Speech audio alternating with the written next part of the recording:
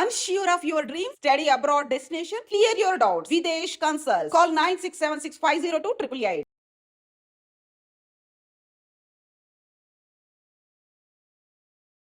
సిద్దింబర్ బజార్లో ఉన్నాము. అయితే ఇక్కడ మార్నింగ్ 8:30 గంటల ప్రాంతంలో ఒక ఫైర్ యాక్సిడెంట్ జరిగింది. 3 ఫ్లోర్ల బిల్డింగ్ అనేది అంటుకోవడం జరిగింది అనమాట. అయితే ఆ ఏరియాలో మొత్తము ప్లాస్టిక్ సంబంధించిన బిజినెస్ అనేది జరుగుతూ ఉంటుంది. డిస్పోజల్ గ్లాసులు కావచ్చు, పేపర్ ప్లేట్స్ కావచ్చు, దానికి సంబంధించిన గోడౌన్స్ ఉంటాయి. అసలు ఏం జరిగింది, ఎలా మంటల వ్యాప్తి చెందాయి, ఎలా అంటుకున్నాయి అనే విషయం మీద మనం ఇక్కడున్న స్థానికులను అడిగి తెలుసుకునే ప్రయత్నం అయితే చేద్దాం. అన్న నమస్తే అన్న. నమస్తే. అసలు ఎట్లా జరిగింది అన్న ఈ ఫైర్ యాక్సిడెంట్, ఏం జరిగింది అసలు? ఇక్కడ సిలిండర్ పలిగిపోయింది సార్. ఓకే. పొద్దున మీరు ఇక్కడే ఉంటారు, ఈ లోకల్లోనే ఉంటారు? ఇక్కడనే ఉంటాను నేను, ఫిల్కాన్ లో ఉంటా. ఇక్కడ ఓకే. సిలిండర్ పలిగిపోయిందని తెలిసింది. దాని గురించి ఇట్లా అయింది. 8:30కి అయింది ఇది. దాంట్లో ఆ బిల్డింగ్ లో ఏమేమి ఉంటాయి అసలు? ఫస్ట్ ఫ్లోర్ లో గోడౌన్ ఉంది. ఓకే. 2 ఫ్లోర్స్ లో రెసిడెన్షియల్ ఉంది. ఓకే. కింద కమర్షియల్. అంటే దాంట్లో ఫ్యామిలీస్, ఇప్పుడు 2 ఫ్లోర్లు రెసిడెన్షియల్ అంటున్నారు కదా? ఫ్యామిలీస్ ఉన్నాయి. ఫ్యామిలీస్ ని ఈ రెస్క్యూ టీమ్ వాళ్ళు ఏం చేసిందంటే వాళ్ళు మంచిగా వాళ్ళు సేవ్ చేసింది. చిన్న పాప ఉండే, ఒక 2 months పాప ఉండే. ఆ పాపని రెస్క్యూ టీమ్ వాళ్ళు సేవ్ చేసి. అంటే ఇప్పుడు మీరు ఇదే ఏరియాలో ఉంటా అంటున్నారు కాబట్టి, అంటే మీరు సిలిండర్ అనేది ఎవరన్నా అంటే విన్నారా, జనరల్ మీకు ఐడియా? ఏమో ఇక ఛానల్లో చెప్తుండ్రు సిలిండర్ పేలిందని చెప్తుండ్రు. ఇక మనకి ఇంకా ఐడియా ఏం లేదు. మీది ఈ ఏరియాలో బిజినెస్ లేకపోతే మీరు ఇక్కడ? బిజినెస్ ఇక్కడే. మీదేం బిజినెస్? నాది గోల్డ్ బిజినెస్ ఇక్కడ. ఓకే. అంటే ఇప్పుడు దాంట్లో మొత్తము ఫస్ట్ ఫ్లోర్ లో స్టాక్ ఉంటుంది అన్నారు కదా, ఏముంటుంది దాంట్లో? ఫస్ట్ ఫ్లోర్ లో అది డిస్పోజర్ గ్లాసెస్. ఓకే. మళ్ళా మన ఏమంటారు, ఓకే. అంటే ఇప్పుడు ఈ ఏరియాలో మొత్తం చూసుకున్నట్లయితే ఇప్పుడు ఒక్క బిల్డింగే ఎఫెక్ట్ అయిందా, దాని వెనక బ్యాక్ సైడ్ ఏమైనా అయిందా? ఒకటే బిల్డింగ్. ఇది ఒకటే. సార్ నమస్తే సార్. నమస్తే అండి. సార్ ఇప్పుడు ఇక్కడ జరుగుతున్న ఫైర్ యాక్సిడెంట్ గురించి మీకు ఎలాంటి ఇన్ఫర్మేషన్ వచ్చింది, ఇక్కడ ఏం జరిగింది సార్ ఇప్పటి వరకు? మాకు ఫైర్ అయిందని సమాచారం వచ్చిందండి. ఓకే. ఫస్ట్ ఫ్లోర్ నుంచి స్టార్ట్ అయింది. ఫైర్ వచ్చిన సమాచారంతోనే మేము ఇక్కడికి వచ్చాము. మా దగ్గర ఉన్న బండ్లను టర్న్అవుట్ చేశాము. ఇక్కడికి వచ్చిన తర్వాత ఫైర్ యొక్క తీవ్రతను బట్టి చుట్టుపక్కల నుంచి ఇంకా కొన్ని అవసరమైన వెహికల్స్ని, వాటర్ బౌసెస్ కూడా తెప్పించాము. సెకండ్, ఇది G+3 బిల్డింగ్ కాబట్టి ఫైర్ ఫైటింగ్ చేయడానికి అనుకూలంగా ఉంటుందని బ్రాంటో స్కై లిఫ్ట్, అదేవిధంగా ఫైర్ ఫైటింగ్ రోబో కూడా తీసుకొచ్చాము. ఇప్పుడు Bronto sky lift, fire fighting రోబోతో కూడా ఫైర్ ఫైటింగ్ చేస్తున్నాము. మా సిబ్బంది దాదాపుగా ఒక 40 మంది ఫైర్లో ఇన్వాల్వ్ అయి ఉన్నారు. మీరు ఇప్పుడు చూస్తున్నట్టయితే బిల్డింగ్ అంతా స్మోక్ నిండి ఉంది. లోపల కొంచెం ఎక్కువగా కమర్షియబుల్ మెటీరియల్గా ఉండొచ్చు, అందుకే స్మోక్ బాగా వస్తుంది. ఫైర్ ఫైటింగ్ కంటిన్యూ చేస్తుంది. ఏమైనా ప్రాణాపాయ నష్టం ఏమైనా జరిగింది సార్? అంటే ఉదయం 8:30 గంటల ప్రాంతంలో లోపల ఒక 8 నుంచి 10 మంది అందులో ఉండడం జరిగింది, ఇరుక్కుపోయారని చెప్పేసి సమాచారం అందింది. దాని మేరకు ఎలాంటిది? అవునండి, మేము వచ్చేసరికి 8 మంది దాదాపు లోపల ఉన్నారు.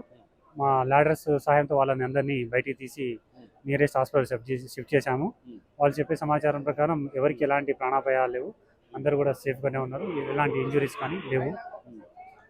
చిన్న పాపకు కూడా, ఒక చిన్న బేబీని కూడా తనకు ఇంజూరీ అయితే హాస్పిటల్ కు తరలించడం జరిగింది అన్నారు. ఎలా ఉంది సార్ అక్కడ కండిషన్? అయితే స్టేబుల్ గా ఉందని చెప్తున్నారు.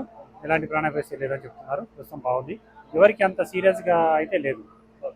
ఇప్పుడు ఇక్కడ 3 ఫ్లోర్ల బిల్డింగ్ లో మంటలు దాదాపుగా అదుపులోకి వచ్చినట్టేనా సార్, ఇంకేమన్నా ప్రమాదం జరిగే అవకాశం ఎక్కువ కనబడుతుంది? ఇప్పుడు చుట్టుపక్కల బిల్డింగ్ స్ప్రెడ్ అయ్యే ఛాన్స్ అయితే చాలా తక్కువ ఉందండి. లేదు, మేము అన్ని వైపుల నుంచి ఫైర్ ఫైటింగ్ చేస్తున్నాము. లోపల నుంచి కొంచెం పొగ బాగా ఎక్కువ రావడం వల్ల లోపలికి పోలేకపోతున్నాము. ఒకవేళ పొగని పూర్తిగా తీయగలిగితే లోపల ఫ్లోర్ వైజ్ వెళ్ళి మేము పూర్తిగా లోపల ఏమేమి ఉంటుందో అన్నింటినీ కూడా ఆర్పడానికి ప్రయత్నిస్తాము. ఇంకో సుమారు 1 గంట పట్టొచ్చేమో. ఇప్పుడు ఇక్కడ పొగలు ఇంతగా వస్తున్నాయి కదా సార్, ఇంకా స్ప్రెడ్ అయ్యే అవకాశం ఉందా? ఇంతతో కంట్రోల్ అయ్యే అవకాశం ఉంటుంది? లోపల ఎంత మెటీరియల్ ఉందో మనకు అంచనా లేదు, దాన్ని బట్టి పొగ అనేది వస్తుంది. ఇప్పుడు ఫైర్ అయితే స్ప్రెడ్ అయ్యే అవకాశాలు అయితే లేవు. లోపల ఎంత మెటీరియల్ ఉందో దాన్ని బట్టి చూద్దాం. ఇప్పుడు షార్ట్ సర్క్యూట్ ద్వారా జరిగింది అనుకుంటున్నారా, లేకపోతే మీకు ఎలాంటి సమాచారం ఉంది సార్? మాకున్న సమాచారం ప్రకారం అయితే షార్ట్ సర్క్యూట్ వల్లనే జరిగింది. ఇక ఫర్దర్గా ఏమన్నా వేరే ఇతర కారణాలు ఏమన్నా ఉన్నాయనేది ఫైర్ కంట్రోల్ అయిన తర్వాత ఎప్పుడు స్టార్ట్ అయింది, ఎలా స్టార్ట్ అయింది, రీజన్ ఏంటి, ఇవన్నీ మేము ఇన్వెస్టిగేషన్ చేసిన తర్వాత ఖచ్చితంగా చెప్పగలం. ఇప్పుడు చెప్పలేము. ఇప్పుడు ఇక్కడ ఈ పెద్ద ఈ మిషనరీ కాకుండా చిన్నది ఒకటి రోబోటిక్ ఫైర్ ఇంజన్ కూడా ఒకటి కనబడుతుంది సార్, ఏం సార్ దాని ప్రత్యేకత ఏం సార్? ఇప్పుడు మనిషి వెళ్ళి ఫైర్ ఫైటింగ్ చేయలేని ప్రదేశాల్లో స్మోక్ ఎక్కువ ఉండడము, హీట్ ఎక్కువ ఉండే ప్రదేశాల్లో మనము రోబోను వాడుతుంటాం జనరల్గా. మన ఎంట్రీ కాలేని ప్లేస్లో రోబో వెళ్ళి ఫైర్ ఫైటింగ్ చేయగలదు. అంత రిమోట్తో మేము రీసెంట్గానే కొన్నాము. మా డిపార్ట్మెంట్ సిబ్బంది అందరికి కూడా దాంట్లో శిక్షణ ఇచ్చాము. అందరూ కూడా దాన్ని నడుపుతారు. ఇది మనకు ఫైర్ ఫైటింగ్లో, ఇండస్ట్రియల్ ఫైర్స్లో కానీ ఇలా మనం లోపలికి వెళ్ళి ఫైటింగ్ చేయలేని ప్రదేశాల్లో మనకు చాలా ఉపయోగకరంగా ఉంటుంది. అంటే రోబోట్ హైట్కి ఏం ఎగరదండి. మనం దాంతో ఇక నార్మల్ ఫైర్ ఫైటింగ్ చేసినట్టే, కాకపోతే మనిషి వెళ్ళలేని ప్రదేశానికి అయితే పోవచ్చు. ఇప్పుడు సమ్మర్ లో ఏంటంటే సార్, ఈ మధ్య కాలంలోనే హైదరాబాద్ లోకల్లో చూసుకున్నట్టయితే ఫైర్ యాక్సిడెంట్ చాలా జరుగుతున్నాయి. ఇళ్లలో కావచ్చు, బిజినెస్ ఏరియాలో కావచ్చు. అంటే జనరల్ గా మీరు పబ్లిక్ చెప్పాలంటే ఎలాంటి జాగ్రత్తలు తీసుకుంటే బెటర్ అంటారు సార్? ఇది మెయిన్ గా మనకు బిల్డింగ్స్ లో ఫైర్ అనేది ఎలక్ట్రికల్ ఆరిజిన్ వల్లనే జరుగుతుందండి. ప్రధానంగా మనం ఎప్పుడు ఇల్లు కట్టినప్పుడు ఈ వైరింగ్ పెట్టుకొని ఉంటాము. కాలక్రమేణా ఏజ్ అయిపోవడం, లేకపోతే సమ్మర్లో వచ్చేసరికి మనం లోడ్ ఎక్కువ పెంచడం, ఏసీలు పెంచడము, దానివల్ల వాటి యొక్క సామర్థ్యానికి మించి మనం వాడము, లూజ్ కనెక్షన్స్ ఉండనప్పుడు వాటిని చేంజ్ చేయకుండా జాయింట్స్ పెట్టేయడము, ఇలాంటివి ఉండడం వల్ల ఏమవుతుందంటే ఓవర్లోడింగ్ వల్ల స్పార్క్స్ వస్తాయి. ఆ స్పార్క్స్ రావడం వల్ల ఆ స్పార్క్స్ చుట్టూ ఏమైనా కంబస్టబుల్ మెటీరియల్ అంటుకున్నట్లయితే ఆ తర్వాత అది చిన్న చిన్నగా పూర్తిగా బిల్డింగ్కి మారే ప్రమాదం ఉంటుంది. కాబట్టి సాధారణంగా మనం ఇళ్లలో ఎలక్ట్రికల్ ఆడిట్ చేయించుకోవాలి. రెగ్యులర్గా మనం కనెక్షన్ చెక్ చేసుకోవాలి. ఏదైనా లూజ్ కనెక్షన్స్ ఉన్న, వైరింగ్ ఉన్నా వెంటనే మార్పించుకోవాలి. అప్పుడే మనకు ఫైర్ ప్రమాదాల నుంచి తగ్గించగలము. అదేవిధంగా మేము అవేర్నెస్ ప్రోగ్రామ్స్ కూడా కండక్ట్ చేస్తున్నాము. ఫైర్ అయినప్పుడు ఎలా కంట్రోల్ చేయాలి, స్టార్టింగ్ స్టేజ్లో ఎలా మనము పెట్టుకోవాలి. మేము ప్రతి ఒక్కరికి ఇళ్లలో ఎక్స్టింగ్విషర్స్ పెట్టుకోండి, ఫైర్ ఏదైనా చిన్నగా ఉన్నప్పుడు ఆపడానికి ట్రై చేయండి అని చెప్తుంటాము.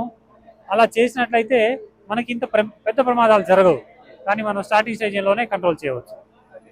ఇప్పుడు చూస్తున్నట్టయితే ఫైనల్ గా ఇంకెంతసేపట్లో ఈ పొగలు కూడా అదుపులోకి వచ్చే అవకాశం ఉంది సార్? 1-2 అవర్స్ అని మేము ఎక్స్పెక్ట్ చేస్తున్నాము. అది ఖచ్చితంగా చెప్పలేము. లోపల ఎంత మెటీరియల్ ఉంది, ఎంత కాలింది, అన్బండ్ మెటీరియల్ ఏముంది, దాని మీద డిపెండ్ అయి ఉంటుంది. మేము 1-2 గంటల్లో ఇప్పుడంతా చుట్టుపక్కల కిటికీలు ఉంటే పాల్గొట్టాము. స్మోక్ అంతా పోతుంది. సుమారు 1-2 గంటల్లో స్మోక్ వెళ్ళిపోవచ్చు అని అనుకుంటున్నాం. ఎంటర్ అయ్యగలమని భావిస్తున్నాం. Thank you sir.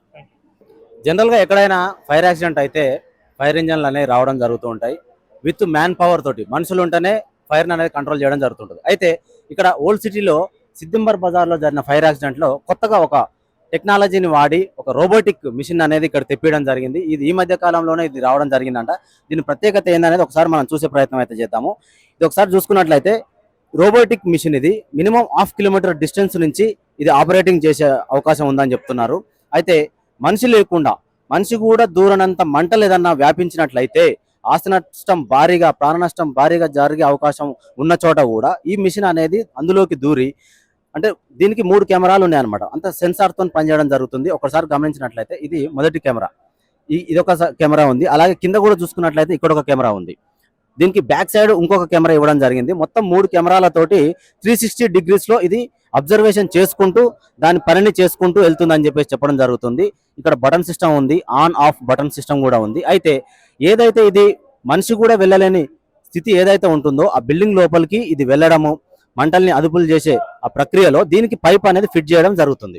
పైప్ ఇక్కడ నుంచి కనెక్షన్ ఇచ్చి ట్యాంకర్తో సహాయంతో రిమోట్ ఆపరేటర్ సిస్టమ్ తోటి ఒకసారి బటన్ ప్రెస్ చేసిన తర్వాత ఆన్ చేసుకున్నట్లయితే ప్రెజర్ అనేది ఇక్కడ నుంచి రావడం జరుగుతుంది.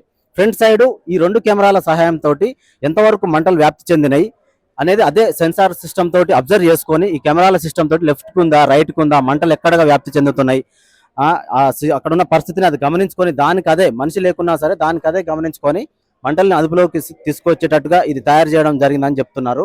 ఇక్కడ నుంచి ఫోర్స్ అనేది రావడం జరుగుతుంది అనమాట. ఈ ఫ్రంట్ భాగం నుంచి, బ్యాక్ సైడ్ నుంచి పైప్ అమర్చి ఫ్రంట్ సైడ్ నుంచి ఫోర్స్ తోటి వాటర్ అనేది మన మనిషి పట్టుకొని ఎంత ఫోర్స్ తోనైతే వాటర్ అనేది సప్లై చేయడం జరుగుతుందో అలాగే ఈ ఫ్రంట్ సైడ్ ఉన్న ఈ సిస్టమ్ తోటి వాటర్ ఫోర్స్ అనేది రావడం జరుగుతుంది. నిజంగా ప్రస్తుతం ఉన్నటువంటి సమాజం దేనికి ప్రయారిటీ ఇస్తుంది?